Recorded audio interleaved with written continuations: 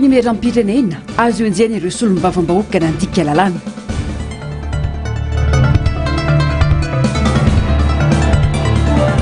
anosy be tanakatira trano fito no ravana olona efapolo tsy manan-kialofana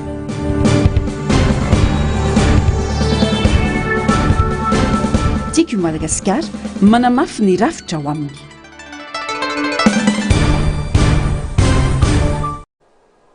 alatsina ny 7 Mey 2024 manatitra ny aravatony klasy tongovavy tonga soa indray ianao ato anatin'izao fotoana ny fampahalalam-baovao izao ampanajana sy ampitiavana no anasako anao anaraka ny antsipirim-baovao hatramin'ny farany vaovao ny politika avy hatrany firenena iray tsy azo vakivakiany Madagasikara ho ny filoha ravalo manana marika raha niaona tamin'ireo mponina tao Betafo androany mila fitsipika ihany koa isika raha te androso hoy ny fanamafisana ataoriny fitetezam-paritra ho fifampiarabana no ny taona vaovao izay nataony antoko tiako Madagasikara tamin'ny faritra maro teto Madagasikara dia miroso amin'ny fiainona ny feom-bahoaka ny antoko tiako Madagasikara amin'izao fotoana izao tao Betafo no nanomboan'ny filoha ravalo manana marika izany androany sady ho fameloma maso ny antoko tima ao antoerantany antoerana nanangona ny vaovao Germaine Menjanahary sy Tairiniana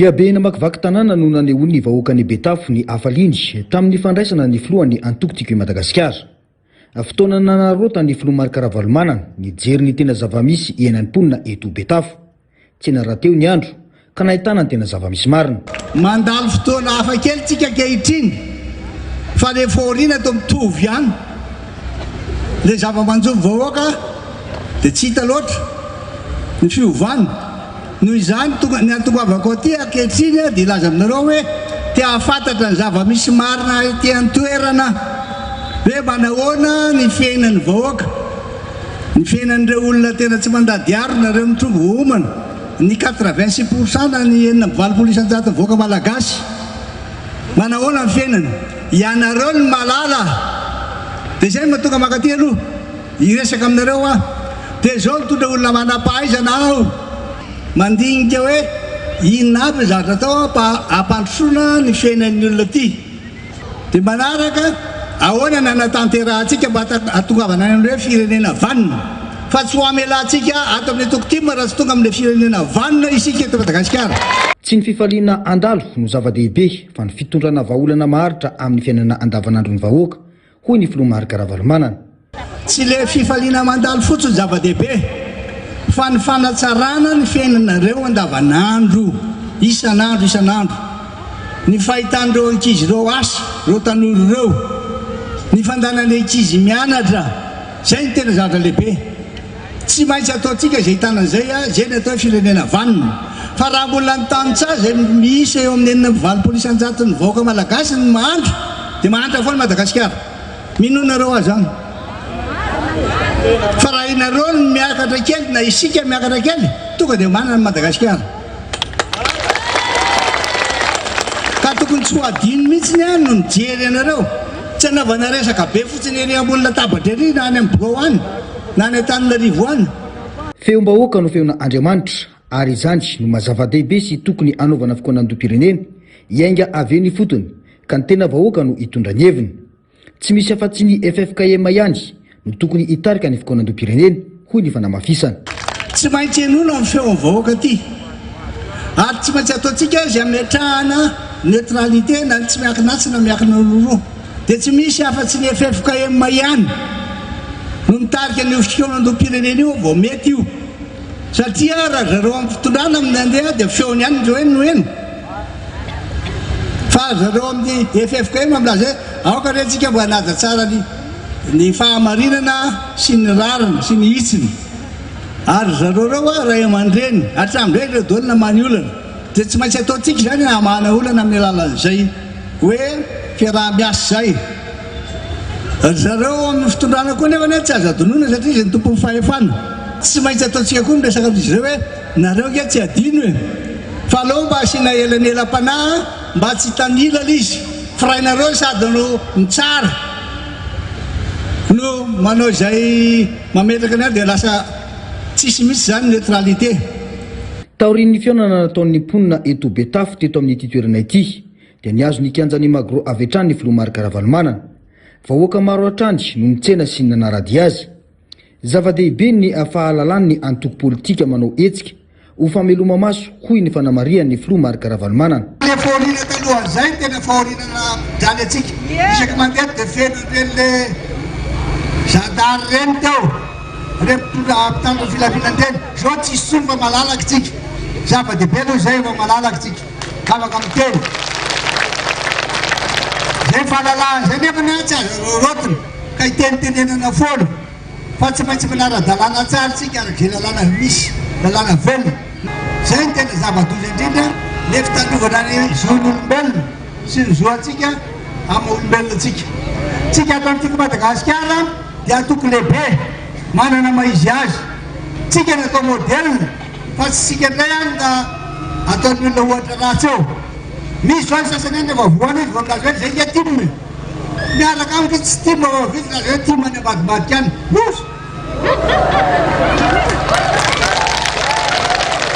Tsy misy afa-tsy ny fanarahana fitsipika ihany no vahaolana irosona amin'ny tena fampandrosoana hoy hatrany ny filoha Marc Ravalomanana izay nanamafy fa mila manova toe-tsaina ny malagasy rehetra raha te hanana firenena vanona. Hananana firenena vanona isika tsy maintsy miainga avy amin'ny toe-tsaina aloha fietsika fiteny ary dididinda fiarahamonina ka isika ato amin'ny timy mandray a tsy ody nareo ray satria vava manao fietsika tsy mety tsy afiafy aminareo mitsy dadana kely any mananatra aloha dia miteny dia manoro a nefa tsy zay samiana zanao mopera miteny zay. Mbola nao amafisy ny filoha Marc Ravalomanana teto fa hafa ihany raha ny FFKM no mitarika ny fikonan-dom-pirenena ary miandry izany ny antoko timy. Ny antony mahatonga amin'ny teny izany dia zao raha ohatra ka ny fitondrana foana manao an'io dia sady juge parti izy tsisy mpa manelanelana fa alao isan'ny FFKM ny FFKM izy tsy mentany atsy na ny roa fa mijoro avoana izy raha tsy ampy fahalalana apitsika na apitsika izy na dia davantsika afaramanampy azy tsy ampy vola apitsika izy amin'ny fananana misy eo anatiny dia ty teny aminareo aho hoe ankatoavy tsara reo ray aman-drenindreo reo FFKM reo nareo atety Betafo ny teny ty aminareo ne ahy fa maheno zao daholo a manera Madagasikara rehetra hoe ny FFKM za tena nilaza zany hoe za tsy hanarika antsony raha tsy hitanian'ny FFKM na mahatorimazy. Raha mahakasika ny rafitra hitondrana ny firenena kosa dia nilaza ny filoha Marc Ravalomanana fa firenena tokana ary tsy azo vakivakiany Madagasikara arena ny fahasamihafana na eo amin'ny olombelona izany na eo amin'ny arena ananany teny tokana ihany no ifandraisan'ny malagasy rehetra hoy ny filoha Marc Ravalomanana. Madagasikara tsy azo zarazaray tsy azo vakivakiany ray ihany sika malagasy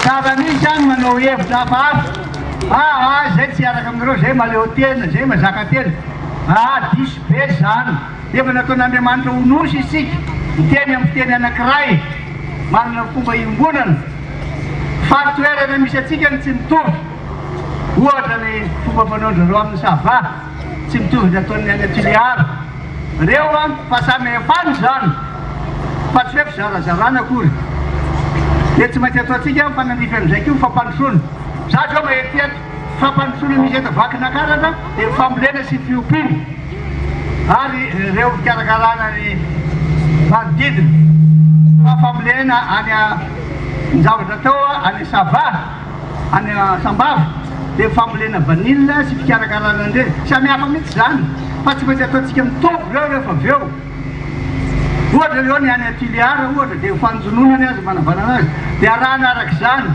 fa tsy zarazarana zay mazaka tena dia zay diso be zany ray atsika sahirana loko zarazarana zay matonga hoe zarazarao anjakana manjaka vahiny zay nataontsika sanaty zany ka dia anareo ty areo tsara marika mendaty tsy hamitaka voaka malagasy mihitsy any oviana na oviana.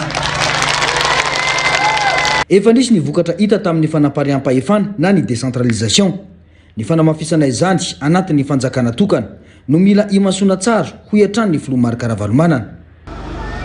Asa na ovidinana ataonina le fokotany fa tamin'izany tondra nafarako tany avolodoany ny fokotany rehetra 170 000 dia namena formation fokotany dia ohatra zany tsy ny commune be ny tanàna taloha be ny tanàna Tananarivo fa raha vao tsy manana fahefana ny be ny tanàna izy premier magistrat de la ville zava-poana ny rehetrarehetra izy ny taraina ny olona izy na noratam-panambadiana ao manora-panambadiana dia any aminy.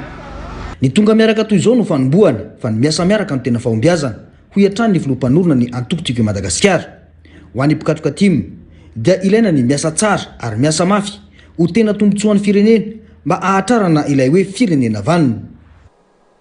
Mijany eo amin'izay vaovao izay manana andraikitra feno manabe ny olom-pirenena sy mitily ny fiainam-pirenena ny antoko andraikitra faritany lalàna zany ankoatra ny etsika sosialy sy ny fameloma-maso ho fanohizana ny fanabeazam-bony antoko-tiko Madagasikara dia nisy ny lamina vaovao apetraka hiaingana anivon'ny fokotany raha nambaran'ireo biro politika tao Betafo Androany fanadety.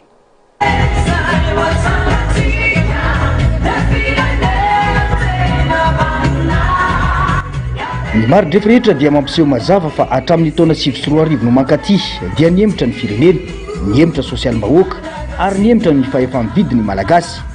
Mila miasa mafy ny mpikatroka tiko Madagasikara raha te ahatratra ny tanjona ho an'ny mpiray-tanindrazana dia firenena vanona hoy ny teo anivo ny biro politika timy. Tsy maintsy miainga ao anatin'ny antoko ny fanorenana ka isy ny paikady apetraka hoy ny fanazavana. Ankoatra ny fiainana antoko dia tsy afa-misaraka amin'ny fiainam-pirenena ho hiatrany ny fanazavana.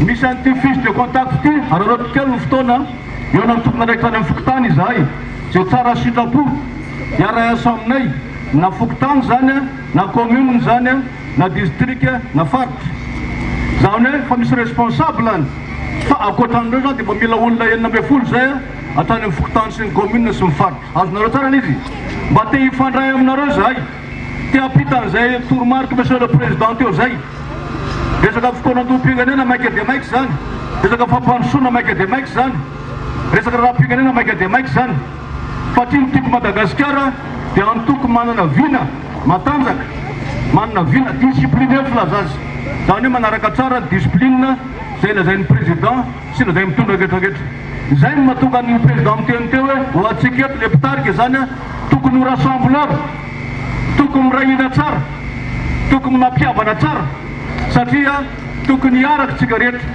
ny timma dia manana tanjona azonareo zay manana tanjona ny timma tsy maintsy manana programme anasa ny timma anategerazany tanjona isaky ny fokotany zany dia misy tanjona ao misy programme anasa ao commune misy tanjona misy programme anasa ao district zany misy tanjona misy programme anasa ao ary mifaritra kotorako misy an'tio zaraina aminareo any ivory araka amin'ny district sy fokotiny izahay sy comtime anaparitaka an'ty fianona tsara tya manao tsara sitrapoa fa hiara-isaka aikitsika. Ny tolakandro temoho dia nisy avetrany ny fiaonan'ny biro politika sy ny distime ny comtime ary ny fokotime mahakasika ny fisy vaovao. Nandritra izany no nitondrany biro politika fanazavana bebe kokoa momba izany. Mijanona ny Betafy ihany isika tao anatin'ity fanadiadiana manaraka ity. Mitaky andraikitra avy amin'ny tsiraray ny fialana amin'ny fahantrana eto Madagasikara ho ireo solombavambahoaka tao amin'ny distrika n'Antsirabe voalohany sy ny distrika ny Betafy. Efa mafy noho ny aina natao anatin'ny taona maro ka ilaina ny fananana toe-tsaina tena avonina ny ala amin'izany. Tatipavaon'ny Germaine Menjanary, Tahiry Nianatrany. Mazava ny tanjona apetraky ny antokotoko i Madagasikara, vahoaka voky, tanora manana asa, ary zaza malagasy mianatra.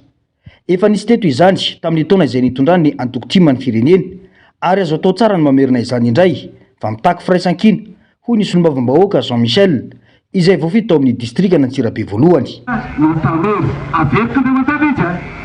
Vahoaka voky, afaka mitsabo tena, mianatra ny benely kely, miasa no tanora. Zay zay. Ngambany 5% sisy.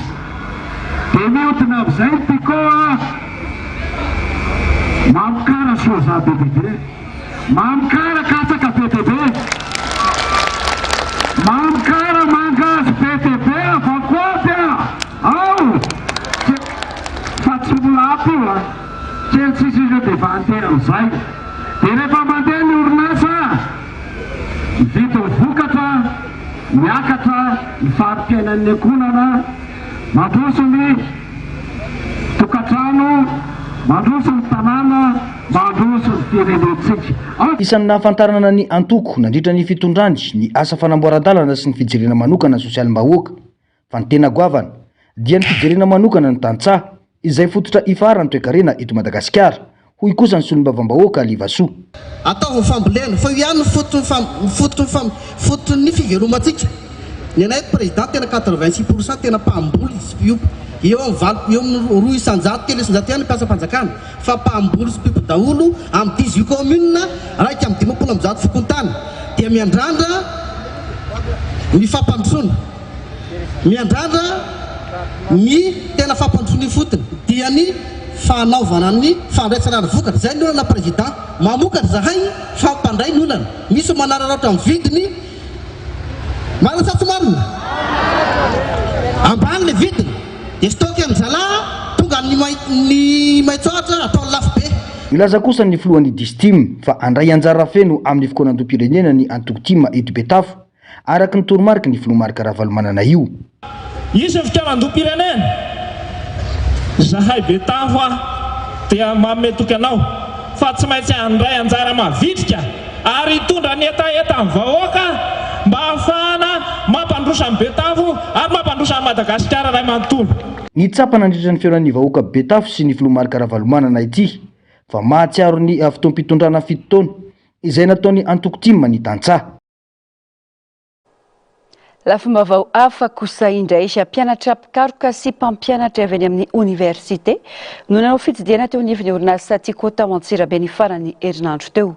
Zava-dehibe ny fanohanana ny orinasa mpamokatra ny vita malagasy toy ny Tikô ho ireo mpianatra mpikaroka. Ankoatra izay, isan'ny fitakiana ataon'ny mponina ao tao Betafy ihany koa ny fanokafana tanteraka ny orinasa nilaza kosa ny filompanorina afa efa eo mpikarakarana ny fanodinana ny vokatra vaovao sy ny fanitarana izany orinasa amin'izao fotoana izao. Fanampanazavana. 750 ny mponina eto Betafy no mivelona amin'ny fambolena sy ny fiompiana. Mikaikaika mafy anefa izy ireo amin'izao fotoana no ireo olana maro lafy sedraina sy iainana. Vahaolana ny fisokafan'ny orinasa Tikô sy ny Magro hoy ireo tantsaha. Mbola tsy président république ianao a, fa mbola hely vaky Tikô tamin'izay fotoana izay nivory tena ny vaky foty atsika momba ny ronono. Tamin'izay fotoana izay a, nampijaly atsika teto Betafy tamin'ny resaka ronono. Dia tonga teny izay vitsivitsy ao anatin'izany raha dezy salam'izany. Dia nangataka taminareo hoe mba alao ny ronononay any Betafy. Dia tonga raha Zemosa mitondra ny 477 tadidinao ngaby naka ronono taty 50 ny ronono 50 litra tamin'izay no tonga tamin'izany rehefa tonga 2009 roa arivo sy ray alina litra isan'andro ny ronono vokariny teto Betafy. Nisy anefa napala elo dada satria tamin'izay fotoana izay Ao anaty voany ao eninjato ny vidiny roa ndray litatra rovandy vidina enimpolo sy telonjato amin'izao fotoana izao ny ronono amidina dimanjato sy arivo rovandy vidina telonjato sy roa arivo mahafiariko zay zaka tsy manao kopikôly any ndraika baky ao efa nisoratako tany an-trano mihitsy ty hoe mangataka amin'ny dady zay mba averina tiko mangataka zay averina ny maglo mangataka zay mba ampiasaina le ozinina be ondramo manelatra io osokafana ny kobama mba amin'ny karanay baribatra haile eo miaraka amin'ny fifamanao ohatra ty vidy zelika ty mivarotra vaky telo kilao zay zay zato mba maharo zely bazary kilao e zany zay hofaty ny produit chimique eto aty satria zay hanina raika misy produit chimique daholo. Nisy mpianatra manao fikarohana avy ao amin'ny Université Antananarivo tonga nanao fitsidihana ny orinasa Tico eto Antsirabe. Nijoro vavolombelona izy ireo fa zava-dehibe ny fisokafan'ny orinasa sy ny fisian'ny Tico eto Madagasikara. Asanay mpampianatra mpikaroka dia mampita ny fahaiza-manao zany amin'ny olona ety ifotony zany. Zany hoe mampita zay ny fahaiza-manao zany mba ahafahanareo mahazo inona dikany atao hoe siansa zany satria siansa ihany ny ahafahantsika mampandroso ny firenena zany dia matsiaro manana didy manana raikitra ny tena zay ny atongavanay mitondra an'reto mpianatra reto ao amin'ny orinasa Tico ary isorana manokana ny Tico nandray anay mba ahafahana manohy an'izay le fiaramiasa zay. Ireo mpianatra ireo avy any amin'ny université na vita amin'ny fianarany zay atao hoe tantsoroka zany na miencadré-andreo le ankizy ireo zany ary ny zavatra tsapanay tamin'ny fantalovana atao amin'ny Tico dia hita fa modely anankiray ho an'ny fampandrosoana ny orinasa Tico ary mendrika le izy ho ampiana zany eo amin'ny lafiny ara-teknika sy eo amin'ny lasiny fahaiza-manao ka io dia manomboka aty amin'ny tontolo ambanivohitra zany hoe fampandrosoana ny tontolo ambanivohitra ihany koa zany ny ataony orinasa Tico. Manarak'izay tsy mijanona eo le izy fa misehatra amin'ny fizarana ny vokatra izay vokatra avy ety aminareo ahodin'ny orinasa Tico dia avy eo eny amin'ny tontolo ambonivohitra indray zay vidin'ny mpanjifa zany ka zay zavatra zay zany dia modely anankiray izay hitanay fa mamelanja ny fampandrosoana ny ety ambanivohitra sy manome lanja ny fampandrosoana ny toe-karena amin'ny ankapobeny zany. Fototra ifaharan'ny fampandrosoana ara-toe-karena ny orinasa malagasy hoy ireo mpianatra mendrika tohanana ary mendrika omena sehatra ivelarana amin'ny lafiny rehetra hoy ny fanamafisana. Ty zahay mitsidika ny Tico teny Andramanelatra dia misy koa teo amin'ny Antaketsirabe dia hitanay fa tena voavana ary orinasa manana ny hoavy mamiratra ary efa namiratra tamin'izany andro zany fa tonga indray ny fotoana iverina miloniny ny Tico manomana ny doctorat vao amin'izao fa kosa amin'ny mpikaroka anay dia manana ary mahatsiaro tena fa manana ny adidy amanandraikitra eto anivon'ny firenena indrindra ampandroso ny industria malagasy vokatra malagasy ary ho antsika malagasy. Tsapa tamin'ny asa fampandrosoana ho an'ny tontolo ambanivohitra ny orinasa Tico fa tsy nijanona tamin'ny maha orinasa azy mivelatra manerana ny Madagasikara fotsiny hoy ny solombavam-bahoaka José Randrianantenainy izay efa piasa tao amin'ity orinasa ity ihany koa teo aloha. Dia izao efa niasa taty aminareo sady nandray amin'ny ny tsabony ombry ny dadamota dia izao aiko tsara ny asa fampandrosoana ty ambanivohitra ty ny anaratsika ary nataotsika teto momba ny insémination artificielle dia na fampanarahan-tanana tamin'ireo fotoana ireny nampianarana anareo ny gène de la traite na ny fikarakarana ny omby rehefa ho terena sakafon'omby ny tranon'omby ary taoriana izay tsika dia nampianatra anareo momba ny fambolembilona dia nambolembilona ny tambarinareo dia nahasosy be dia be nareo marina zany sa tsy marina. Ao anatin'ny fanatsarana amin'ny lafiny maro ny orinasa Tico amin'izao fotoana izao hoy ny filompanorona isy ny fandodinana vokatra vaovao raha ny fanazavana izay tena ivelomany mponina aty ambanivohitra. Famadina ny ronono ny resahany teo fa ny fanodonana an'ilay katsaka sy ilay mangazo maina ary indrindrindrindra lay sozany tena zava-dehibe ihany koa amelona andreo masinindreo tsika tsy manavao andady reo matady reo tsy manavao atsika zay fa haitsika manao azy efa nilazy dady hoe nangana firenena vanina tsy vanina ny olona raha tsy minakanina tsara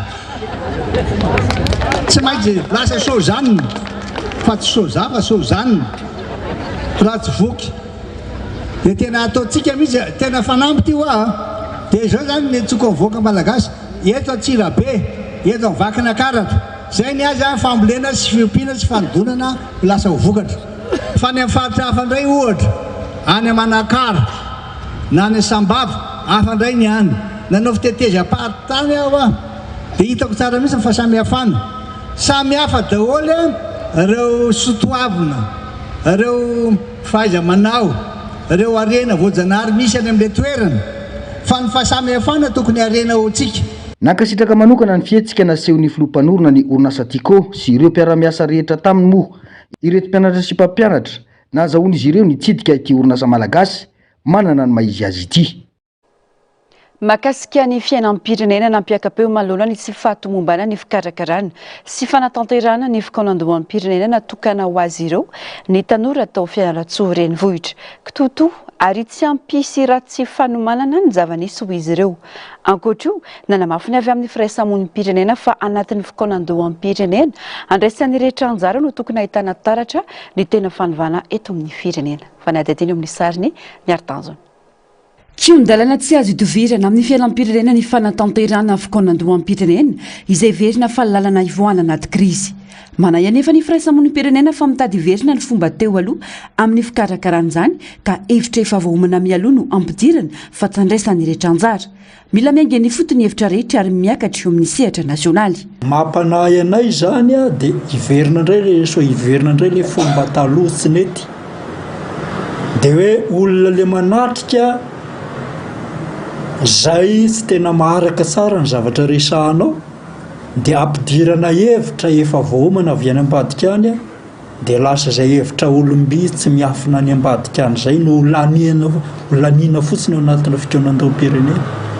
Zay no mila jerena ka mila tokony mandinika tsara amin'io zay zao dia mieritreritra fa tokony olona misolo tena miainga raha iainga avy any amin'ny fokotany marina ilay fikanandoha dia mifidy solo tena ireo le avy any amin'ny fokotany ireo hitondra an'ilay taetany makany amin'ny fikanandoha ao anivona commune dia miakatra makany amin'ny fivondronana na any amin'ny fatra na tonga aty amin'ny national. Mifidy solo tena mba hoe tena mba ao niveau zany le olona midinika. Zay zany tena tokony hitondrana an'io. Mitaky fanovana ny zava-misy ankehitriny fa tsy vita ny fanavaozana fotsiny. Ny tsy fahasahina manova dia ampiteraka tsy ho ela ny Repoblika fahenina ho ny fanamafisana. Tsy misy afa-tsy ny fikanandoha nefa no lalana ahitana soritra izany fanovana izany.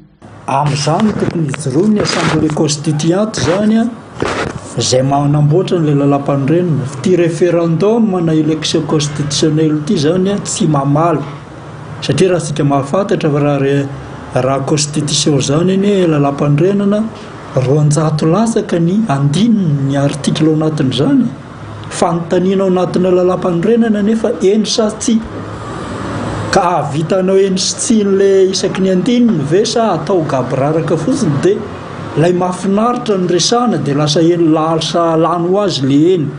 Zay foana no natao teto hatramin'izay ka raha anao fanovana marina tsika le fanavaozana moa tsy mazava loatra fanovana ve no tiaka atao sa fanavaozana ninona. Zay zany no mba hoe mila tena manao fanovana amin'le fomba fiasa ary ity conférence nationale ity zany no tokony ahitana soritra fa tena vonina hanova marina sika. Fa raha mbola amerina na hanavao fotsiny ny fomba tsy nentina tao teo aloha dia raha mbola isindray ny Repoblika fahenina zay tsy ho ela zany Fikaonan-doko toto tsy voaomana ary tsy ampifanomanana ny nisy ho ireo tanora ao Fianarantsoa raha ny heviny manoloana ny zava-misy tao an-toerana ny farany herinandro teo nandritra ny fanatanterahana ny fikanandoam-pirenena ho an'ny tanora. Nampiakapeo izy ireo fa lasa mamaika fotsiny anaovana azy fa tsy nisy fandalinana sy fanomanana. Mampanay araka izany ho avy ny firenena ho ny tanora izay miantso ny tokony hampandraisana anjara ny rehetra amin'ny fanatanterahana izany miaingany amin'ny fokotany. Sapa hoe tena sy niomagna ve le fanjakana sa ino ny olana raha ny tokony ho izy amesosokevitra fanjakana aho nahoana ary sy natao isa commune na isa pokotany misy satria zavatra misy zavatra concertation zany tena agny fitidranany firenena manina ary no atao toatao ohatr'izao. Mahakasika ny teto Fianarantsoa ville dia roa andro fotsiny no natao teto nanatanterahana ny concertation. Raha tokony izy dia tsy izay fotsiny no anaovana azy ity fa tokony farafaratsiny mba 5 andro na herinandro mahery mihitsy mba ho andeha any amin'ny fokotany mihitsy ity fakakivitra ity fa ohatrany saforana fotsiny izy amin'ny hoe maimaika fotsiny zany nanaovana azy ity ka manoloanan'izany dia manahy anay hoe ahoana no avy firenena ty amin'izao fanaovana concertation izay maimaika fotsiny zao. Ny tena olany concertation ty voalohany communication tsy mipasse. Tokony hoe any amin'ny lakato any le olo nany ambany volobe any tokony are hoe misy le concertation.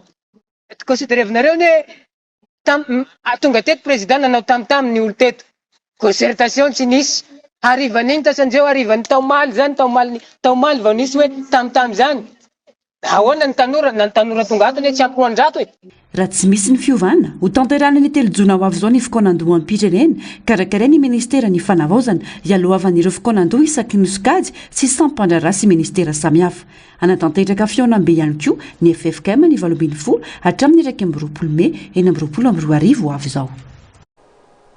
Tsy hoe mpanao lalàna ny solombavam-bahoaka dia tsy azo enjehina ho ny filohan'ny antenimiram-pirenena raha nitondra fanazavana mikasika ireo raharaha maromaro mafampana amin'izao fotoana izao. Isan'ny resahana androany ny raharaha mikasika ny solombavam-bahoaka Naivo Raholdina sy Lanto Rakotomanga. Nitondra ny filohan'ny antenimiram-pirenena fanazavana ihany koa mikasika ny raharaha nafatesany solombavam-bahoaka Jean-Jacques Rabenirina nodisony tanteraka ny fanenjehana azy ho voasaringotra amin'ny raharaha io. Narsisy Karazafy sy mbola avatsara. Efa voarainy taratasy avy amin'ny ministeran'ny fitsarana mikasika ny fangatahana anaisotra ny zo tsy azo enderina ny solombavam-bahoaka Naivo Raholdina ny andro ny fanapa-kevitra ny fitsarana avy momba ny lalam-pandrenana na ny HSC amin'izao fotoan'izao hoy ny filohan'ny antenimiram-pirenena. Tonga taty koa le taratasy dia ny azonay tanteraka ny taratasy avy any amin'ny misy ny fitsarana zany ary nisy fanalana an'izay immunité-ny solombavam-bahoaka Naivo Raholdina zay dia mipetraka eo amin'ny mpitsara zany no andrasantsika ny fanapahan-kevitra zao. Naneo hevitra manoloana ny fanambaran'ny pastera iray mikasika ny fahafatesan'ny solombavam-bahoaka Jean-Jacques Rabenirina ihany koa ny tenany atao aorian'ny nanonana ny anarany teny anivo ny tambazotra ny tserasera no mariany afara misy fanazavana na vaovao tiana ambary dia tokony atao ampabe maso sy mivantana amin'ny vahoaka malagasy zany fa tsy atao fitaovana ny ona hevitra politika ny fahafatesana solombavam-bahoaka.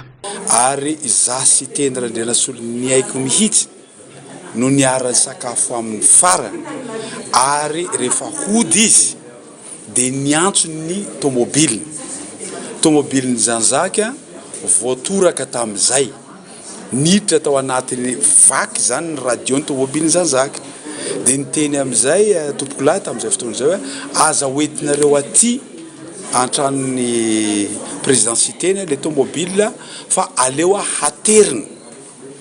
Zay tenenako amin'ny pasteur io hoe rehefa manana zavatra ho lazaina pasteur tokony direct izy milaza amin'ny vahoaka malagasy fa tsy ampiasaina ny fahafatesany zoky Jean-Jacques ahafahanao maneho resaka politika. Tsy misy ny valifaty politika eto amin'ny firenena amin'izao fotoan'izao hoy sy tendra Andrena Soloniaiko tsy maintsy nandrasana fepetra kosa nefa ireo olona mikonkonina fanongana mpanjakana ka izay no antony fisamborana ireo olom-panjakana teo aloha. Tsy haiko hoe inona le valifaty politika. Ny rehetra zao afaka miteny ary vavolombelona an'izany isika mpanao gazety rehetra fa kosa ny olona mikonokony handeha hanonga mpanjakana kosa dia ho raisitsika ve zany zavatra zany hoe valifaty politika amiko zany tsisy olona teto nidina na tsy nahazo alalana ary Nikasika ny fitoriana napetraka Ary Laurent Rahajason eny anivon'ny tendrom-pitsarana miady amin'ny kolikoly izay nahavoatonina ny solombavambahoaka vao 7 taona boriboritany faharoa Lantorakotomanga kosa dia nambara ny fahazony olon-drehetra taony mitory araky ny lalàna ao anatin'ny fivoriana ara-potoana ny antenimera-pirenena nefa izao ka miatra amin'ny solombavambahoaka ny zo tsy azo enjehina azo atao kosa nefa ny mampiantso io solombavambahoaka io rehefa vita ny fivoriana ho ny fanamafisana. Ny olona rehetra ne afaka mitory fa misy tsika olona tandalany ao anatin'izao fivoriana izao ny fitoriana rehetra ny solombavambahoaka dia tsy afaka ho raisina fa rehefa tapitra ny fivoriana ara-potoana afaka mitory. Zahay ato ane tsy hoe manana immunité zahay dia tsy azo toriana, azo toriana zahay ary betsaka ary maro ireo solombavambahoaka izay tsy nanaraka ny fitsipoka teto na solona tsy ho solombavambahoaka. Andrasana araka izany nitohin'ireo raharaha mahavoasaringotra solombavambahoaka ireo. Famisedra olana ny distrika Ankazoabo amin'izao fotoana izao raha ny fitarainana tsindry azo lena raha matahora sy fampitahorana isan'andro no mahazo ireo mponina sy ireo tompony ndraiky mpanjakana ao an-toerana.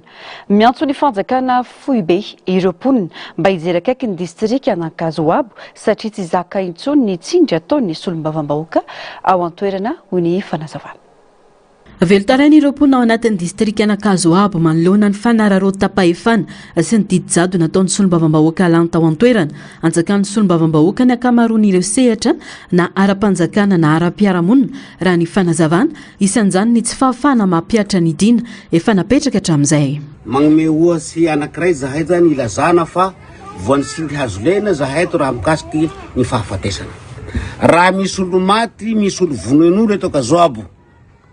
Rakoto ataontsika hoe vonoin-drabe dia irakoto amin'izay zany antsoiny député dia ao amby roa ao amby telo io zany ro tere rakoto handramby an'igny ao amby roa ao amby telo igny olo venapaty. Ny dina asimandrefa nefa dia mbola mihatra mbo avigueur amizao fa izay mamon'olo dia omby raiky amby telopolo. Zay zany mihatra ato agnatiny asimandrefana ka distrika Ankazoabo toy dia mbo tafidy sy rattaché agnatiny faritra asimandrefana. Isan'ireo voafatotra ao anatin'ny dina napetraka any an-toerana ny mikasika ny vonon'olona ankoatra ny sazy fanenjehana ara-pitsarana dia tokony ampiarina ny fanomezan'ireo nahavandoza omby manodidina ny 120 an'ireo ny arambona. Omby roa na telo eo ihany nefa sisa no azon'ireo ny arambona rehefa misy zany raha ny fitarainana. Ireo voaroro kosa tsy misy raha-pitsarana ho azy ireo no ny kolikoly ataon'ny solombavambahoaka. Dia ao amby roa eo amby telo fosiny zany ro tere io manamanzo io olo maty anaky io olo maty ray olo maty anavavy io tere zany handray eny amby telo amby efatra amby dimy. Ino nefa ny mahagaga dia terenandreo matoa député. Raha fa mahazo amby roa amby telo igny olo manamanzo maty longogny dia ampanamboriny amizay solombavambahoaka io solombavambahoaka io zany andriamatoa pepe miso sy misy olona mon'olo gadra tompoko ato agnatiny distrika Ankazoabo. Sy misy gadra raiky. Zay gadra dia mandoa vola 20 tapitrisa aminy votsy 20 tapitrisa na namon'olo zany na nangalasy zany na naparasy olo zany sy misy olo gadra na dia anankiray aza fa dia tapena vola fosiny ny vavan'andriamatoa député dia rava ho azy zany ny raha sy mety ka mahatonga anay mitaraina. Nambaran'ireo mponina fa manjaka ny tsy fandriam-pahalemana ary isan'ny tarainan'ny mponina satria ny solombavambahoaka tsy mijery ary manao atsirambina azy ireo. Agnanako dia vonoin'olo sanandro maty telo dia efa sy marazy tokopaty nahako agny Toliara. Verona bakagny hay mamozy ny député akory nda toy député anakoreto lahy tia ho lany sisy raha mariny la vatategnako zao manamozy andry la tinotan'olo reo i vola 100 tapitisa la agny fatiny gn'anako ny trobo sy haiko ny tena mariny na iriziny nangalaky ny le avaky ny fatiny gn'anako niakasy aho nandeha Toliara niverina bakagny aho nazo taratasy bakagny nandesiko amizay naparitako amin'ny eran'ny fanjakana Ankazoabo toy sy nisy nandrambe ndraiky sy ny fagnavadina ny fatiny gn'anako hatany de zao misaky maraindray ahay tafi fa nazaronay malay fa hay sy manaka izy olo namonovonoana koa manaka ambonin'ireo rehetr'ireo dia tratry ny raha matahora ihany koa ny mpiasa-panjakana ao an-toerana voapaiko tanteraka ny fitantanan-draharaha-panjakana ary tsy misy intsony ny fisaraha-pahefana ao anatin'ny distrik'Anakazoabo noho ny fifehezana ataony ity solombavambahoaka ity. Maharary ny vahoaka ato amin'ny distrik'Anakazoabo izay soloko tegna eto ka mba hoentina any aminareo fitondrana mahefa indrindra izao andro ny fanavaozana izao mba ho jerena satria toa manjaka ny raha député zany eto fa indrindra nisy fangataham-pitenenana tamin'ny fahatongavan'ny filoha Mikael Zaty Ankazoabo fa tampenany distrika zahay tsy teny noho ny baiko avy eo amin'ny distrika abako amin'ny député hoe amalatsiny dia ny manarakaraka an'izay moa zaho eto miteny zao dia hiharany tsindry azo lena manokana amin'ny fonctionko io amin'ny mahadélégué ny mponina aheto amin'ny Ankazoabo satria mikambanao amin'ny jeune Z dia nantsony manokana hoe anao alanay satria mikambana amin'ny fitiba barami dia tsy tokony mipetraka eo anao gadraiko anao. Hatreto tsy tapopoka ihany koa ny volany siady ary tsy nisitraka ny tombony hita amin'izany ireo mponina ao Ankazoabo manoloan'ireo rehetr'ireo manao antso amin'ireo tompon'andraikitra samy hafa ao an-toerana ireo mponina mba handraisana fepetra entitra momba ity solombavambahoaka ity amin'izao fotoana ny fanavaozan'izao isan'ny angatahan'ny mponina ny anaovana fanadihadiana sy ny analana ny immunité parlementaire ananany ahafahan'ny mponina manenjika azy ao anatin'ny raharaha-pitsarana izay mahavoasaringotra azy. Ny ahatonga avy eto moa zany dia mbo alahelo mahakasika an'ity lehilahy député-na eto ity Michou Pepin amin'ny zavatra ataony. Iaho koa zany dia solotegnany GNZ eto amin'ny distrik'ny Ankazoabo, coordinateur ny GNZ aho zany eto. Ny zavatra misy nefa tapenambava zahay GNZ satria i député io aby avao zany mahatonga ny fanapenambavanay. Ndray andro ahay zany nangataka he mba hanentana ny namanay amin'ny radio dia natahotra moa zany Delcom dia niteny hoe mandalova amin'ny district dia nandalo amin'ny district koa hay dia niteny zany district eo hoe mandehana anareo amin'ny député anagnako proof zany zavatra zany dia amin'izay resaka ny fanaovanay amin'ny district zay satria ny mpiasa-panjakana rehetrarehetra eto zany dia baiko ny député aby koa tsy misy mba hoe mba ataon'izao fa iaby ny baiko ny asa-panjakana rehetrarehetra koa mangataka aminareo lehibe ambony agny hay mba alaonareo ny immunité parlementaire n'io lehilahy député io mba hahafahanay magnenjika azy amin'ny tribunal satria zahay dia mijaly tena mijaly tokoa noho ny ataon'io député io. Fansorapotaka sy lainga no ataon'ireo olombitsy nanao fanambarana fanaratsiana azy hoy ny solombavambahoaka voafita ao Ankazoabo nambarany fa tsy maty voalavo akibo tamin'ny fifidianana solombavambahoaka ireo olombitsy manenjika azy ireo. Tsy raha firy ane olo reo enina na efatsy na dimy enina na folo nanaka-candidat izy ny contrat premier mandat deuxième mandat tsy lany troisième mandat tsy lany dia mbo tsy maty valiavan-kibo olo reo dia solombavambahoaka nampilany tana io le tena tsy zakan'olo reo zany raha rana roa isan'andro mampikoronto pourtant jusqu'à Zoabo misy aombihala tsy misy ino bakô alaminay indraiky miaraka amin'ny vahoaka amin'ny manjo masopokon'olo milamin'izay bakeo tsy zakandrozy indray dia voatery zany rehefa tsy nimety rozy nangataka monsieur le président hoe ny ministre ny foloalinday ny président république sy ny ministre ny foloalinday hoe atsangamy ty base au personnel avancé ty na atao antsoina hoe POA tsy tory satria le tsy fitoriako zay vahoaka feheziko aby reo na manao ratay na manao soay vahoako avao reo. Namafisin'ireo mponina fa mitoka-monina tanteraka ny distrik'ny Ankazoabo amin'izao fotoana no nitsindry sy ny raha matahora ataon'ny solombavambahoaka ka anaovana antso ny jerena izany faran'izay aingana. Fa maro ireo mpanjifa no miatrika olana amin'ny antoka sy ny fifanarahana araboly eny amin'ny banky sy ny microfinance. Manoloana izany dia dia nanivon'ny anteny miram-pirenena amin'izao fotoana izao ny tolo-dalàna laharana aotra 420 momba ny antoka. Lalàna mikendry ny anavaozana ny rafitra mifehy ny antoka amin'ny famondramam-bola. Ambola mampametra-panontaniana mantsy ho ireo mpampakateny eo anivon'ny komisiona misanina ny lalàna eo anivon'ny anteny miram-pirenena ny fiarovana ny mpanjifa sy ny fahafahany vahoaka mahazo tsara ny votoatiny ity lalàna ity. Narcisy Karazafy mbola avatsara hatrany. eo anelanelan'ny 10 isanjaton'ny malagasy no nindram-bola eny anivon'ny banky lehibe amin'izao fotoana izao raha manodidina 20 isanjato ireo misambotra eny anivon'ny microfinance ao anatin'ny fanatsarana ny tolo-dalàna mikasika ny antoka ny lalàna laharana 820 atsipika 520 miresaka manokana momba ny antoka amin'ny fampindramam-bola ny antenimieram-pirenena amin'izao fotoana atanjona amin'izany ny anavaozana ny rafitra amin'ny feny fifandraisana eo amin'ny mpampindram-bola sy ny pindrana mba hanamora ny fahazahoan'olon-tsotra ny mpandrara ary ny orinasa madinika ny famatsim-bola anisan'ny fanavaozana ny fanitarana ireo karazana antoka azo ekena fa tsy fantoka amin'ny tany sy trano fotsiny ihany mikasika ny volavolan-dalàna dia miteny ny mikasika ny antoka amin'ny resaka findramam-bola zany hoe mikasika ny io lalàna io no mifehy ny fifandraisana misy eo amin'ny mpampindram-bola sy ny mpindram-bola dia ilay antoka izay takiny mpampindram-bola efa nisy ny lalàna mikasika azy io fa efa tranainy dia nisy fanavaozana ilay lalàna mba amaly ny tena réalité misy amin'izao fotoana zao satria izy tenena zay fa elabe ilay lalàna dia misy ihany koa andininy maromaro izay nampidirina mba hitsinjovana ny fiarovana ilay vahoaka madinika na ny mpanjifa izay mindram-bola amin'ireny mpampindram-bola ireny dia hijerena ihany koa ny fiarovana ny zony manoloana nireo mpampindram-bola efa nisy ny lalàna mifehy izany teo aloha saingy ilaina fanavaozana mba hiarovana bebe kokoa ny vahoaka madinika sy ny mpanjifa no mariny fa maro amin'ireo mpindram-bola no tsy mahafeny rijateny-dalàna mikasika ny fifanarahana sy ireo antota taratasy soniaviny ka matetika manaiky ny fepetra izay tsy fantany akory sarotra ny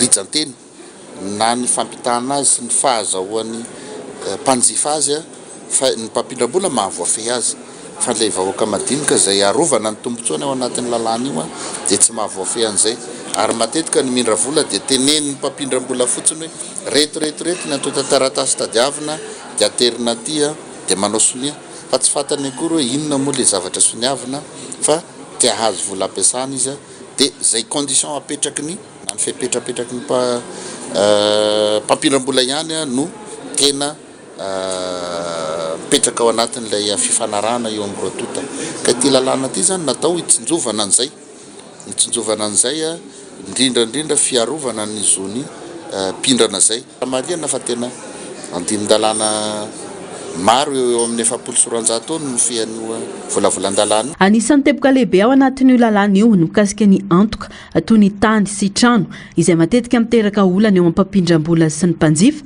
hita mantsy ho ny vomera fa mitombo ny osoka amin'ny antota taratasy ary misy ihany koa ireo tranga tsy famerenana antoka na dia efa voaloha aza ny trosa noho izany dia takina ny fampifandanjana ny tombotsoan'ny rotota satria fifanarahana mila jain'ny mpampindram-bola sy ny pindrana ny lalàna mifeny fampindramam-bola ny réalité misy mantsy hitatsika amin'izao fotoana zao ary zay zavatra tsikaritra sy fanamarina atao anaty asa mikosoka zay zao nisany amin'ny antota taratasy ilaina rehefa amin'io resaka findramam-bola io tobaka be ny mosoka ary moramora amin'olona kokoa no manao an'ilay mosoka rehefa hindram-bola nefa efa manana izy any amin'ny mpampindram-bola hafany ohatra hoe trosaky voaloha dia misy fotoana koa vitan'ilay mpandoha vola koa ilay volany ilay voalohany avokoa fa ilay antoka mbola azomin'ny mpampindram-bola mbola hitadiavana didim-pitsarana indray manao main lehive sy ny rehetrarehetra vao mena hasarotiny zany famerenana n'ilay fananan'ilay olona nindram-bola zay isan'ny réalité hita ataoko ohatra fotiny amin'izao fotoana zao dia zay no mahatonga n'ilay lalàna amin'izao zany manome vahana kokoa ary miaro kokoa ny zon'ilay mpanjifa satria ho eritseretina ho malemy izy partia malemy izy ao anatin'ny fanarahana fa ny mpampindram-bola dia matanjaka ary censé ny mpampindram-bola mahafantatra ny pitsopitsony rehetra tokony olaniana androany teo anivony antenimieram-pirenena moa ity lalàna ity saingy noho ny rijateny-dalàna izay sarotra ho an'ny mpanjifa ny hatakatra azy dia lanina andritra ny fivoriana azo ny rehetra hatrehana fa hitarina ny fotoana andinian'ny komisiona izany Manome valombe fapolora ny fitondram-panjakana amahana ny olana ireo miaramila misotro ronono sy vady miaramila maty amin'ny perinasa manambana hidiny eny amin'ny kanja ny 13 Mey izy ireo ny alarobia izao raha tsy mivaly ny fangatana famisitrahana azy ireo ny indemnité d'installation de retraite na ny indemnité de pécule maha ireo dingany fanatao saingy tsy nisy vokan'izany nanao itsika fanairana nanoloana ny ministera ny foloalinday izy ireo androany fanadadiny. Iafara amin'ny fidinana eny amin'ny kanja ny 13 Mey ny atsiky ny miaramila misotro ronono sy ireo viady miaramila maty amin'ny perinasa raha tsy mivaly ato anatin'ny 20 ny fangatana izy ireo. Mitaky ny fampisitrana ny indemnité d'installation de retraite na ny indemnité de pécule izy ireo. Efa nisy fampahafantarana ataon'ny fitondram-panjakana amin'ny fampisitrahana tamin'ny alalan'ny ministeran'ny vola saingy manjavozavo amin'izy ireo izany. Omeo anay fa efa namoaka ny finansa hoe any ny volanareo nefa lasa voarirarira zay aty dia zay itoy ty tolona ty rehefa ohatra ka tsy omena ny zoanay satria ny any rehetrarehetra milamina fa ny le miaramila retraité ihany no tsy omeny zareo ka miangavy anao zay ry président régleo raha anay ty e fa tena tsy mety aminay raha ohatra filafilaina ohatran'izao foana ireto miaramila misotro reto eo valiny malaky zay 48 heures andrasana eto amin'ny larobia zay tsy maintsy tonga eto daholo ary hidina 13 Mey zay rehefa tsy voavany olana. Isaky ny roa volana no nolazain'ny mpitondra fanjakana fandoavan'izany kanefa tsy voahaja ny fepitaona. Roa volana no efa vita aka mbola misy ambony 10 volana raha ny fanazavana ka angatan'izy ireo ny azon'ny volana indray mandeha ka tsy ho tapatapaka ny fandoavan'izany. Miantso any koa izy ireo ny tokony anoloany ireo tompon'andraikitra izay nambara fa isan'ireo namotika ny fisitran'izy ireo karama. Miandry anao zay io président itenenana ny zavatra marary anay eto io tena marary anay izy io satria izay tony dia efa antitra efa be ny lasa salan'izay ka ty zavatra nomenao anay ty faly dia faly ay taminao nitenenana anao hoe sy azo arina zany ny tombosoan'olona da tena manohana anao ta 100% misy ay président am'izany zavatra zany satria anao ny tena ignanay io raha sy anao ane da sy azonay iny io voraveriny io olona nagnariny io vola io mbola mikarakara n'io am'izao fotoana zao ka noho zany président esory tao re olo rehefa zay Anarivony ireo mbola tsy nisitraka ny zony manerana nosy raha ny fanazavana ka novan'izy ireo antso ny amana miaraka ny olana. Miakatra eto Antananarivo ihany koa rehefa ny amin'ny faritra mampiseho firaisan-kina amin'izany. Mila vahaolana maika ny miaramila misotro ronono satria enatra raha izy ireo indray no hidiny eny an-kianja ho ny fanazavana. Miompipeo amin'izy ireo ihany koa ireo viady miaramila maty am-perinasa. Namanay narary noho hoe maty noho ny resaka fieritsereta amin'ny resaka vidim-penana ka noho zany le tompoko magnome toko anao zay président ça fait anao ny lehibe ny miaramila anao koa zokinao koa zahay miaramila taloha reto koa ka dia mirary anao le engane mba hahatody anao fa resaka helatsy hoantsika zany raha ohatsika ny miaramila koa zany no ano 13 Mey fa aleo zany zahay ambavahady ministère anay anay efa nanao fitaraina zay trano voalohany première vague tena rirariran'ny zareo tena voaka le voalohany rehefa veo zareo ny teny hoe tsisy tsonozy izy le izy dia mangataka zay mba avoaka miaraka amin'ny lehilahy rehetrareny eny vehivavy satria zay tsy miasa fananantena zay tsy mandray ny volanay any pension anay kely dia tsy mahavarnay dia zay mba angatanay ny zazakay mbola kely dia mba mangataka zay hoe mba avoaka normal le nanao etsika fanairana nanoloana ny ministera ny foloalinday izy ireo androany nanamafisana ny fitakiny. Izay ny mahakasiky ny fahalafi-baovao hafa atomboka rampitso amin'ny alalan'ny fotoam-pivavahana eny amin'ny FJKM Ilafy ny fionambe ny FFKM manerana ny nosy eny amin'ny fofikry Ilafy kosa no anatanterana ny fionana mandritra ny atelona tsy fokonandoha no atao ny FFKM fa fanomanana ny fokonandoha ary andiniana ihany koa ny fiainana anatin'ny FFKM fanampanazavana. Miarabantsika rehetra ry vahoaka malagasy ry kristianina malala. Araky ny fanambara tamintsika ombianombiany dia anatanteraka ny fionambe manomboka ny 7 ka hatramin'ny 20 Mey ho avy izao ny FFKM ka dia tiana ny mampafantatra antsika izany. Manaraka izany dia be ny fanontaniana miserana ao an-tsaina ny maro ny amin'izany fionana izany. fa io dia ny fotoana natokany FFKM ary fanao ny isa-taona andiniha ny fiainana anatiny, zany ny fiainan'ny FFKM fa indrindra ihany koa andinihana ny fiainam-pirenena sy ny fieritreretany amin'ny fomba hiatrehana ny andraikitra lehibe nakinina fiangonana ao amin'ny FFKM hitarika ny fikaonan-doha eto amin'ny firenentsika. Tsy io akory ny antsoina hoe fikaonan-doha avy hatrany, izay mbola tanterahana ao aoriana.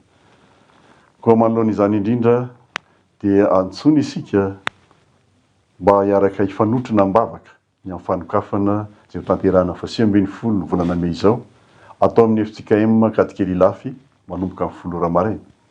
Ary ny famarahana kosa dia ny 1 Mey izay tanterahana amin'ny Ekara Masinda Saint-François Xavier manomboka amin'ny 9 maraina.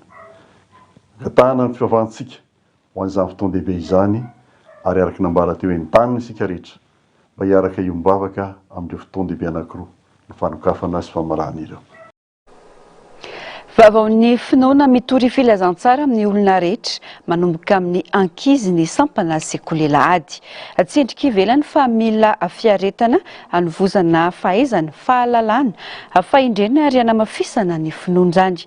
No mariana nandritra ny farany herinandro taona Jobily fa 520 taona ny sampana sekoly lahady eo anivon'ny fiangonana Loterana Malagasy eny Ambatovinaka, sampana isan'ny zokiny indrindra raha ny taon'ny fanadihadiana.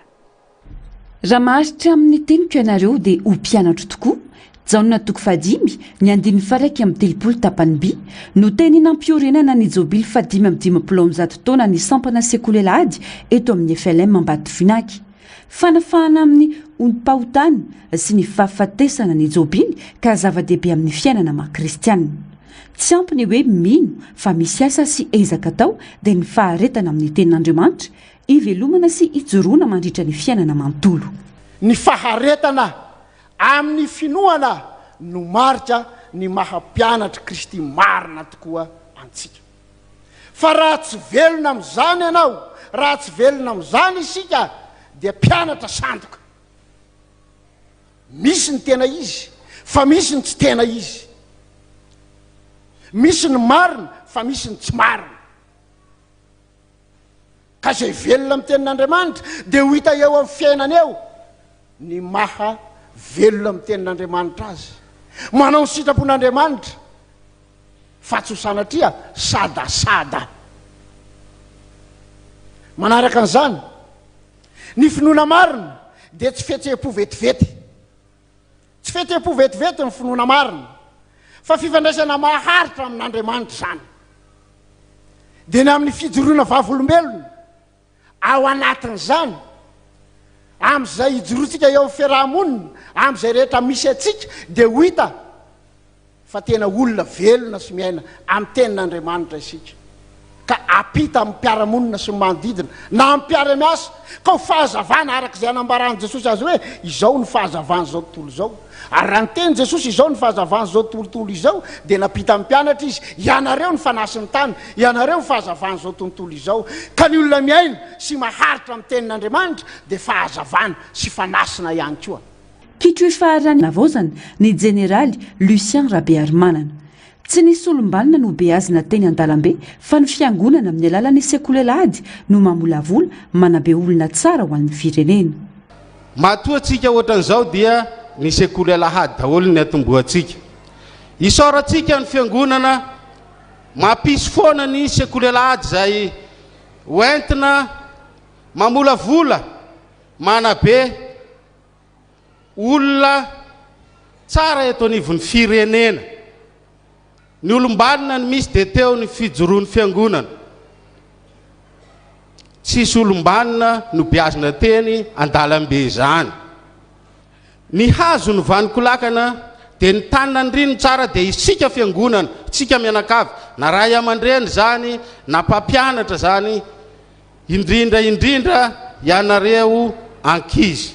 Izay milofo mandrakariva mba hahazo izay voalaza ny tenin'Andriamanitra. Sarotra reo olona ny mivavaka.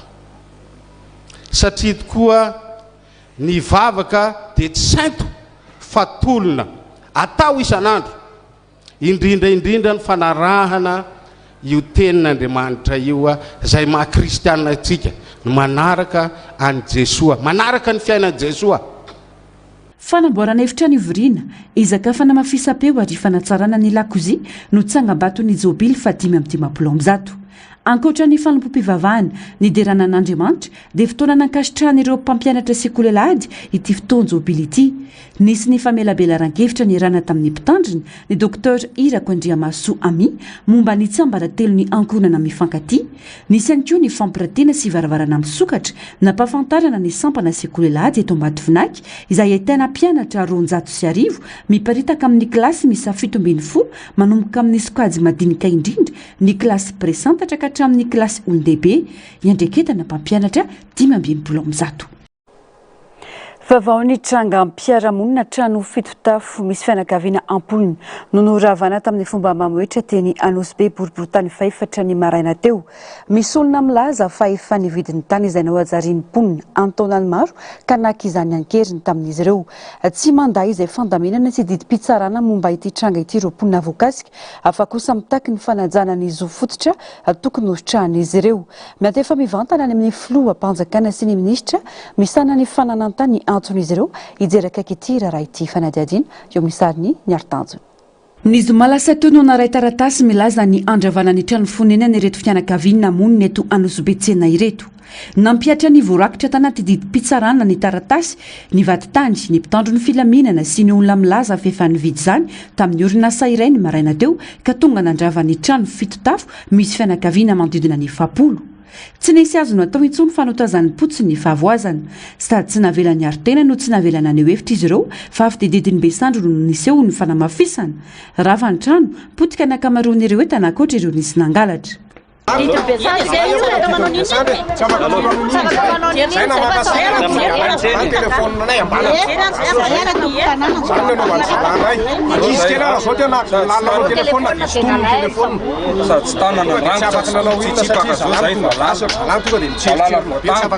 mahazo miteny zahay, tsy mahazo mangataka zahay, tsy eritrerina no azonay. Polisy no manatona anay eo dia tsisy zavatra azonay atao. Na dia mangataka ary zahay fa hoe misy olona marary, marina fa misy olona marary eo amin'ireo tranona zero eo zaza maneny mangataka izay mba jerevana mizoana. Tsy jerena izany, misy olona mananona izay marary tsy jerena ny zoana izany fa dia hoe ity lalàna izay tompoko tsy mandà ny lalàna, tsy mandà izay tompoko fa mangataka hoe mba jereo zo maha-malagasy anay satria izay tera-tany malagasy. Mahatsiaro tena ho tsy misy pia ireto fianakaviana ireto satria tsy nisy na dia fampahafantarina natao azy ireo azy fa nisorona tamin'ny tany izay tany mpanjakana efa nohajariana izy ireo 520 taona izao. Efa nanao fangatana fanajariana ny tany izy ireo manoloana ny firongotry ny alatra tany saingy tsy nentina hanome taratasy ahafahan'izy ireo manao ny fikarakarana ny sefokotany raha ny fanazavana. Manjaka ny kolokolo sy ny kianitro anatrano satria voalaza fa fianakavian'ny sefokotany no nahazo ny tany kanefa tsy ponina no tsy nanajary tany akory. Misy fotoana zany izy io tenen'ny fanjakana hoe averiny aminay dia mijanona tamin'izay zay kosa nefa taty aoriana nafantatra hoe misy ny olona mpangala tany dia nangataka fanajariana izay. Nefa tena nahirana anay dia zao le filopoko tany io tsy nanome taratasy anay kay ny havany nomeny hoe nanajary teo. Nefa ireo havandreo tsy mipetraka eto ambonin'ity tany ity fa any andrefana be any fa izay eto ambonin'ny tany zany tsy nomeny fanajariana mihitsy hatramin'izao. Ko mangataka izay mba hijereva zany satria ao anatin'ny resaka kolikoly zany olona tsy mipetraka eo ambonin'ny tany no mahazo fanajariana eo ambonin'ilay tany dia mangataka izay tiko ao anatin'izay mba hijerena manokana izay. Nilazany tsy nanda voalaza ny didim-pitsarana ny mponina asaingy mitaky kosa ny fanajana sy fampiarana ny zo tokony hositrahany. Mety efa mivantana any amin'ny filoam-panjakana sy ny minisitra misana ny fananantany ny antson'izy ireo ijeraka aiky ity raha ity.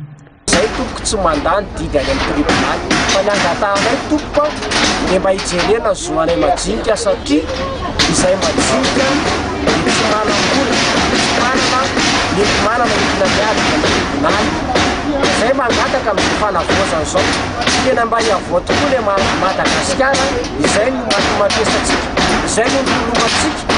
Mangataka anao zany adema presidenta mba hijerana ny vahoaka majinika tasika mizaly zay. Ao koa ianao ministry ny fananantany Andriamato général Lisson de René mba jereo zay fa tena mijaly andrasana ny toy ny raharaha. Olona 5 no trabona vokatry ny aitrano teny amin'ny kominy Bemasoandro Itosy ny zoma lasa teo. Nizany zava-nisy teny antoerana ny faritra Analamanga sady nitondra izay vao tsirambony tanana ho fanampiana ireo miara-monina. Tadibavao ny Narcisse Karazafy eo amin'ny sary sirindrantsary ny mbola avatsara. Atrano 270 tafo ao anatin'ny komune Bemasoandro fokotany Anosomasina no may ny zoma 570 Mey lasa teo olona 570 no trabona nahitana ankizy sy vehivavy bevoka anamaivana ny fahasahiranan'ireo mpiray tandrazana dia nitondra fanampiana vatsy sy kojakoja maro ny faritra Analamanga ary fitaovam-pianarana ho an'ny mpianatra. Ankoatra izay dia fantatra fa andefa teknisianina hijereny olona ny fekaran-drano ety antoerana ihany koa ny faritra Analamanga. Nisy tamiotro ao zany natoka 270 dia firy moa izy teo dia 370 izy ao zany hoe zany misy vahalogona dia misy pisopisony dia alamin'ny commune miaraka amin'ny fokotany misy ireo ambony ireo satria manko fatatsika tsara misy fa tsy maty misy ny afo raha tsy teo ianareo vahoaka manodidina zay tena mendrika misy mena tehaka misy fa tena sahirana misy nareo tena ianareo misy namoranareo ono jereny commune manokana ianareo fa kosa misy vary ngamba le vary ambony tonga dia atolotra ho anareo mihitsy le izy satria manko nareo tena anisan'ny ady misy nareo teo na adiny iray teo foana dia isorany madame chef nagnateny chef district zay chef de région satria manko be fitiavana ao dia makasitraka makatelina toko dia mba ampitao amin'ny fitondram-panjakana hoe tena enkazeny mbonage ny fanampiana ra sosialy tosa tompoko. Samy nahazo ny anjara n'ireo tokantrano ny arambona rehetra ny asa rehetra natao dia tafiditra tao anatin'ny politika ny fanjakana mijery ny sosialy sy manakaiky ny vahoaka raha ny fanazavany lehiben'ny faritra mpisolo-toerana. Ny toy omaly ny ramatahora sy ny fanesorana ireo tantsaha manana tany ny laniera amiantso ny tompona ndraikitra eo ny ministera ny fanajariana ny tany izy ireo mba hijery akaiky azy ireo satria efa manomboka miarina tsikelikely ireo tantsaha izay voatotitra tany kanefa izao iarany antso izay izao indray fanampanazavana.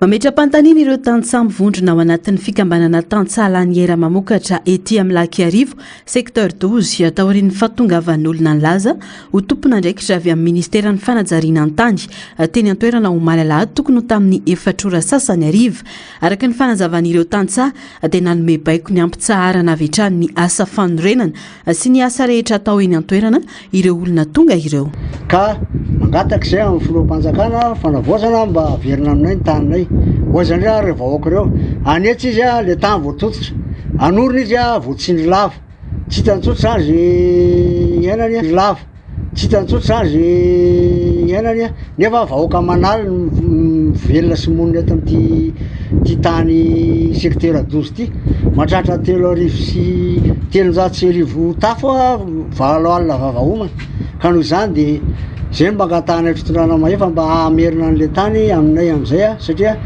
efa nandeha daholo ny dingana rehetra nataonay fa anay le tany ary nandresy ny tribunal zany nandeha première instance nandresy nandeha ny appel mandresy inona tsy hitako toy zany zay azavaina hoe inona ihany zany mbola ilan'le olona ilana vanina eto amin'ity toerana ity zay tsy na raha hoe anorina manorina ara-dalàna manao plan d'urbanisme izy izy misy lalana eto misy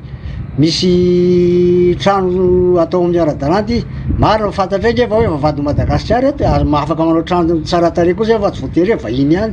Manay izy ireo sao ekipa nandray anjara tamin'ny fanotofana ntsokosoko ny tanin'izy ireo nandritra ny fitondrana teo aloha ihany no miverina eny antoerana tsy ahivina fa andro vitsilazy zay dia efa nisy andian'olona manodidina ny 20 ny sarotava tonga nandrava ireo trano efa naorina ireo tantsaha tetỳ antoerana. Hoe misy maramila be dehibe eo amin'ny andrefana fanenara mampa-polisy mantsy miaraka amin'ny tompona ndraiky mpanjakana anankitelo directeur par intérim ny aménagement ray vehivavy dia ny adjoint ny directeur io lehilahy dia directeur ny polisy na Analamanga hono ray telo zany tena hoe tompona ndraiky mpanjakana miaraka ny 4 plaque rouge dia ozy mantsy an'le fianakaviana za moa tsy nidiny dia ty hoe aleo fa rehefa tsy manatona antsika izy dia mety zavatra fa ny ataony ka avy eo tantara le olona dety hoe nanatona dety izy dia tena janono ny fanorenanareo trano fa tsara dalàna nanazavazavazavatra tamin'ilay olona teo izy moa tsy naino zavatra nytenenina fa zay ny zavatra nitranga manoloana izany manao antsoavo amin'ny ministera ny-ponina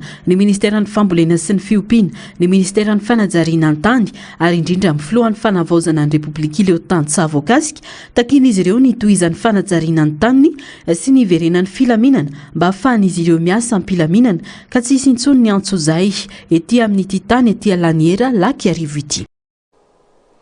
Vavaony sosialy mila mailo ny rehetra manoloana ny firongatry ny tranga fampizinana ara-tsakafo ny Seolandy tatoato. Tsy faniliana ny andraikitra famanana ny didiny rehetra amin'ny fitandrona ny fahadiovana. Tsy afa-miala kosa anefa ireo mpikarakara sakafo izay tompona andraikitra voalohany amin'izany. Misy ireo fihetsika sy fikarakarana fototra tokony ananana sy ampiarina isorohan'ireo loza amin'ny tatao ho an'ny fahasalamany falampanazavana eo amin'ny sariny ny Artanjo. Mirongatra ny tranga fanampoizinana ara-tsakafo tato anatin'ny andro maromaro zao. Ny 20 Mey lasa teo amin'ny distrikany Mahabo, olona 20 no tratra ny fampoizinana ara-tsakafo taoriana inanan'izy ireo spaghetti sy sardine no karakaraina tao an-trano. Ny herinandro teo ihany, olona 10 no tratra ny fanampoizinana ara-tsakafo toxi infection alimentaire collective teto Andrenivohitra tamin'ny fihinanana composé tamina mpivarotra sakafo masaka. Ny tranga fatelo, olona zato mahery narary ary nampidirina hôpitaly tao Ambatomanoina ny farany herinandro teo, mbola vokatry ny fampoizinana ara-tsakafo ihany. Mayonnaise landaty no nitarika ny loza. Tsy afa-miala amin'ny tranga tahaka izao ny rehetra, indrindra ny mpikarakara sakafo ny mpitsabo. Misy ny fikarakarana fototra tokony anana ny rehetra, tsy teraka voka-dratsy sy loza ho an'ny fahasalamam-bahoaka tahaka izao. Ny fikarakarana sakafo omena olona dia fahasalamana zaraina. Fa raha vao tsy mitandrina sika dia manjary manapoizina. Marina fa ilay teny gasy hafahafa ihany ny miaino azy hoe fanapoizinana ara-tsakafo. Isika malagasy rehefa miteny hoe poizina dia misy zavatra hafa zany natao tao anatin'ilay sakafo. Fa ny tena marina ao anatin'ity resaka fanapoizinana ara-tsakafo ity dia ilay hoe mikroba velona ao anatin'ilay sakafo omena ny olona. Misy fikarakarana fototra izay tokony ananana. Efa fantatry mpikarakara sakafo ane hoe ny sakafo masaka aza afangaro amin'ny sakafo manta. Atokana tsara zany. Ary misy sakafo tsy maintsy andrahoana masaka tsara vao omena ny olona. Ny sakafo masaka rehefa hotehirizina dia tsy maintsy mila n'ilay ataontsika hoe atsika. Hafanana moa zany na atsika hoe mety aminy. Lafiny zavatra telo goavana mila hitantaratra ho an'ny mpikarakara. Fadiovan'ny vatany, ny sakafo sy ny fitaovana ampiasaina. Tsy afa-misaraka ny sakafo madio sy ny mpikarakara madio hoy ny fanazavana. Reny rehetrarehetra zany tokony hajaina avokoa fa ny fanajana fototra dia ny hoe sakafo madio, mpikarakara madio. Ary raha vao mitentsika hoe mpikarakara madio dia ny tanana zay jerena madio. Ary io tanana madio tsy vitan'ny hoe sasana rano fotsiny fa tsy maintsy rano sy savony miaraka. Ny savony tompoko no manala ny mikroba sy mamono ny mikroba fa tsy ny rano. So misy mieritreritra mantsy hoe efa sasako ny tanako e. Rano no nanasany tanana fa tsy savony akory dia efa tsy mety anie zany. Hatrany amin'ireny hoe fitaovana isakafoanana reny, raha vao ny ray amin'ireo no maloto dia maloto daholo izy rehetrarehetra. Isan'ireo sakafo matetika iavian'ny vanampoizinana ny menaka sy ny atody. Misy ireo teboka tsara ho fantatry ny rehetra momba ny fikarakarana ireo singa roa ireo. Misy ireo fihetsika everina fa mahazatra sy mety ataon'ny rehetra nefa fahadisoana tsy ambina mety hitera-doza ho an'ny fahasalamana ka tokony alana. Tsy fanao ilay menaka averimberina andrahoana sy anendasana. Marina fa sahirana ny olona fa ho anareo izay mampihinana sakafo olona sy mivarotra dia tokony hivarotra ara-dalàna nome fahasalamana fa tsy amorika olona. Mialatsiny amin'ny fomba fiteny satria izay ngely izy dia ny atody tokony ho fantatry ny olona fa raha any amin'ny laboratoara amin'ny resaka fahasalamana ty resako ty rehefa misy mikroba tiana hojerena tsara dia hoe andao aloha ty mikroba ty hojerena dia ampitomboana ao anaty atody. Ny dikan'izany ny atody dia afaka mampitombo mikroba aingana dia aingana sy arak'izay ilaina. Io atody io tsy fanasa re olona, tsy fanasa fa foana amin'ny lamba mandomando. Ny atody, ny gana sy ny gisa sy ny karazany hoe mavesatra. Tsy any amin'ilay hoe mavesatra ny olana fa ilay ndeha ataoko hoe masoko-koditry ny akoran'atody, ny vorona sy ny ganagana sy rehetrarehetra somary lehibebe kokoa dia mora idiran'ny mikroba dia izay ny tsy anaovana azy hoe anaovana mayonnaise tsy hohanina manta fa tsy maintsy masahana. Misy ao anatin'ny ora sy andro vitsy aorian'ny fihinanana sakafo ny sorotra aretina toy ny aretin'andoha sy mandoa, mivalana sy marary-kibo, tazo sy fanantaina ny vatany. Zava-dehibe araka izany ny fisoroana amin'ny alalan'ireo fihetsika tsotra azo ampiariny toy ny fanasana tanana amin'ny rano sy ny savony mialohan'ny hikarakarana sakafo sy alohan'ny hisakafoanana. Eo ihany koa ny fanadiovana ny fitaovana ampiasaina, ny fandrahoana tsara ny sakafo sy ny fitehirizan'izany amin'ny toerana madio sy voara-maso. Fa nanomboka androany aritra romanotro sy tapany ny adina ara-panatanjahantena ho an'ny BEPC ho an'ny Mananjary. 10 sy 2 latsaka kely ireo mpianatra no hiatrika izany. Nizotra tampilamenana ity andro voalohany ity raha ny tadi-baovao. Nanomboka tamin'ny herinandro lasa teo ny adina ara-panatanjahantena BEPC eo amin'ny fari-piadidim-pampianarana Mananjary izay manana foibe mpanadinana 4. Efa totosa avokoa ny fanadinana ho an'ireo foibe 10 raha nanomboka androany ny tao amin'ny foibe Mananjary izay ahitana mpiadina 724. Nizotra tampilamenana ny fiatrena ny fanadinana raha ny fanazavana. Efa nilamina rehetrarehetra moa zany efa tafapetsaka raha sy teny fotsiny aho hoe izahay dia miasa amin'ny zareo amin'ny jeunesse sport amin'ny resaka ara-teknika miara-miasa amin'ny zareo fahasalamana koa satria misy dokotera miatrika anay eto indrindra moa zany amin'ny resaka fitalovana ny fahalemana dia fa misy mpampifilaminana eto toerana amin'izao amin'izay fanatotosana sakany sy andavana izany adina ara-panatanjahantena zany eto amin'ny Cisco Mananjary. Olona moa zany sy maintsy misy fa niezana ny vahana ary izay no ametrahanay fiaraha-miasa amin'ny zareo ao amin'ny fitalevam-paritra ny fanatanjahantena eto ny vatovavy dia ao koa ny fitalevam-paritra ny fahasalamana ary ny sécurité publique dia azo lazaina fa voavaha amin'ny ankapobeny izay olana mahakasika an'izay kianja na ny pispisiny ara-teknika amin'ny fanatotosana ny tia fanadina fanjakana krizy. Zava-dehibe ho an'ireo mpiadina ny fananana vatana tomady. Nanentana ireo ray aman-dren'ireo mpiadina ny lehibe foibe mpanadinana mba hanome sakafo manome hery ny ankizy amin'izao fiatrehan'ny fanadinana izao. Toagno ny zanasika indrindrandrindra raha sakafo satria ny fanadinana ara-panatanjahantena dia vatana no miasa aminazy tia ka sara raha mba araina maso ny sakafo indrindrandrindra ny rano andesiny atia mandritra n'ity fanadinana ity. Araka ny fanazavana dia mpiadina 430 maraina sy hariva no mifandimby miatrika ny fanadinana mandritra ny 2 andro sy tapany. Eo amin'izay vaovao ny fanatanjahantena izay ihany tsy mialonjafy ny taranja Ayad Kung Fu. Niverina hitarika ny Kung Fu tranainy ho Bonglava i Maître Aristide rehefa nisitaka nandritra ny 5 taona. Tiana hiparitaka ny fandriampahalemana ho i Maître Aristide atao amin'ny fandraisam-peo ny tantely Razana Mahefy MBS Tsiron'ny Mandidy. Niverina nandray ny toerany mampitarika ny Ayad Kung Fu tranainy azy indray i Maître Aristide na i Maître Tide rehefa nijanona tamin'izany nanomboka ny taona 2020 noho ny tsy fifankazahoan-kevitra teo amin'ny Kung Fu tranainy sy ny Kung Fu isa no antony izany. Napetraka tamin'ny fomba ofisialy izy ny sabotsy lasa teo. Tonga teto an-toerana nanatotosa izany avy ao amin'ny foibe nasionaly ny Apetrad Kung Fu malagasy notron'ny ireo mpisehatra ny taranja fanatanjahantena samihafa sy ny Ayad ihany koa.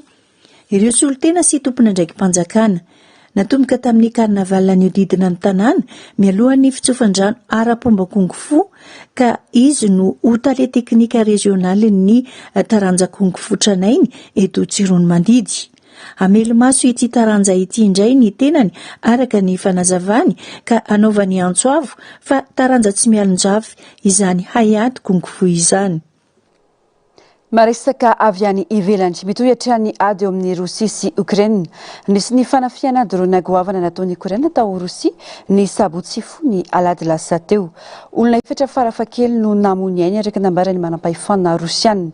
Nanamafy ity fanafiana ity ny filoha Ukrainiana Volodymyr Zelensky atao amin'ny tambazotra X ary nilaza ny tena ny falivalin'ireo fanafiana sy daroka bomba maromaro nataon'ny Rosia tamin'ny fiandohan'ny herinandro izao fanafiana izao. Vehivavy iray atao amin'ny trano itontona ilay drone. Olona roa avy atao amin'ny tanàna iray ao Mitishty any avaratra atsinanan'ny Rosia ary koa lehilahy iray nitondra camion tao Belgorod izay manakaiky ny sisitany Ukraine. Ireo no namono ny vokatry ny daroka bomba tamin'ny alalan'ny drone tao Rosia raha ny vaofanambaran'ny governoran'ny faritry Moscou. Drone miisa 9,500 no voasaka ny fiarovana anabakabaka Rosiana teo anelanelan'ny sabotsy alina ka hatramin'ny alahady maraina. Taorian'izay dia mbola nisy drone 3 hafa indray voasaka nandritra ny alahady. Raha ny fanazavana hatrany dia io ny fanafiana drone lehibe indrindra nataon'ny Ukraine hatramin'ny hanombohan'ny ady tamin'ny taona 2024. Nanamafy ny fisian'io fanafiana io tao amin'ny tambazotra X ny filoha Volodymyr Zelensky izay nampiseho horonan-tsary nahitana setrika mainty be niakatra avy ety lavitra. Nilaza ny tenany fa valy ny fanohizan'ny Rosia ny ady sy ny fanafiana nataony toy ny daroka balafomanga sy drone tany amin'ireo tanàna maro tao Ukraine ka nafatesina olona 420 farafahakeliny ny fiandohan'ny herinandro lasa teo ity fanafiana ity. Nambarany ihany koa fa na dia entitra aza ny fiarovana anabakabaka Rosiana dia mbola vitan'ny tafika Ukrainiana ny nandrisy izany. Ny mikasika ny tanàna Negafaona sy ilay nosy antsoina hoe Monatos ireo indray no hafakely entina amintsika amin'ity anio ity arahoary. Tsy misy arabe ary tsy misy fiara mifamezivezy mihitsy eo ampovoan'ny tanàna Ankiatorina. Lakan-drano ny solon'ny lalana ary lakana ny fitaovam-pitaterana. Any amin'ny 200 km mialany Amsterdam no misy ity tanàna miavaka antsoin'ny olona hoe Venise des Pays-Bas ity. Ny tena mampiavaka azy dia ny fisian'ireo lakan-drano lava misolon'ny arabe eo afovoan-tanàna izay faritra be mpitsidika indrindra na toerana. Mazava ho azy fa tsy mampiasa fiara ny olona rehefa mifamezivezy ao Ankiatorina fa tsy maintsy mandeha tongotra na bisikileta na mitaingina lakana mandeha amin'ny herinaratra. Misy ihany koa ireo tetezana hazo anjatony mampifandray ny trano sy ireo tany sarahan'ny lakan-drano. Tanan'ny taona 1970 nisy ponina ny trandraka torba karazan-tany avy amin'ny zava-maniry simba natonahoana izay ampiasaina ho fandrehitra tamin'ity tanàna ity. Izany no foronan'ireo lavaka maro be tao an-toerana taty aoriana dia feno rano ireo lavaka ireo ka lasa lakan-drano nanaingo ny tanàna. Voarara ny fidirana sy ny fipetrahan'ny vehivavy eo Montatos. Tsy azo ampiana biby vavy ihany koa Montatos izay any avaratry Grèce ao amin'ny faritry Masedoine afovoany. Manana velarana manodidina 5,3 toradroa izy io ary lehilahy eo amin'ny 2,000 eo no monina ao, indrindra ireo moine orthodoxe. Faritra isan'ireo fohy be ara-panahy manan-danja indrindra amin'ny finoana orthodoxe izy ity. Ahitana monastera manodidina 200 eo sy toerana kely misy mpitoka-monina ny Montatos izay hipetrahan'ireo moine. Voafehy mafy ny fidirana indrindra ho an'ny lehilahy mpitsidika izay mila fahazon-dalana manokana. Mifototra amin'ny fitsipika ara-pivavahana tranainy antsoina hoe avaton ny fandrarana ny fidiran'ny vehivavy eo amin'io toerana io. Araka ny fomba orthodoxe, natao izany mba ahafahan'ny moine miaina fiainana voatokana tanteraka ho an'ny fivavahana, tsy misy fanelingelenana ary lavitry ny fakam-panahy. Efa mihoatra ny 10 taona no nampiarana io fitsipika io ary mbola anisan'ny fototry ny fiainana monastika eo amin'ilay nosy izany hatramin'izao. Mikasika ny biby kosa, tsy miompy biby vavy izy ireo, saingy misy ihany koa ireo biby avela toy ny saka izay ampiasaina hanampy amin'ny fifehezana ny totozy sy ny fikojakojana ny monastera. Tapitra ny fampahalalam-baovao tomboklasy tombovavy ankasitrana fiainanao nanaraka izany hatramin'ny farany mametraka ny mandra-pitafao amin'ny rampitso amin'ny ora mahazatra indray. Veloma tompoko.